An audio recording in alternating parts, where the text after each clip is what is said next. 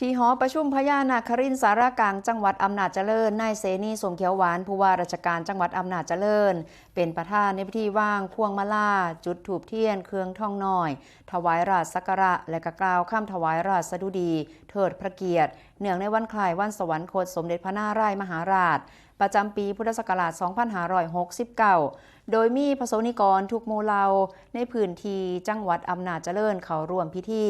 เพื่อแสดงความจงรักภักดีและก็น้อมรำลึกในพระมหากรุณาธิคุณของพระองค์สำหรับสมเด็จพระนารายมหาราชทรงเป็นพระมหากษัตริย์องค์ที่ 27 แห่งกรุงศรีอยุธยาครองราชย์เป็นเวลา 32 ปีทรงมีพระปรีชาสามารถด้านการต่างประเทศการทูตและการค้าทรงเจริญสัมพันธไมตรีกับนาประเทศพร้อมทั้งทรงดำเนินพระราชกุศโลบายเพื่อทำรงเอกราชของสยามส่งผลให้กรุงศรีอยุธยามีความเจริญรุ่งเรืองทั้งด้านการศึกษาวิทยาศาสตร์การค้าและก็สถาปัตยกรรมซึ่งทางคณะรัฐมนตรีกำหนดให้ 11 กรกฎาคมของทุกปี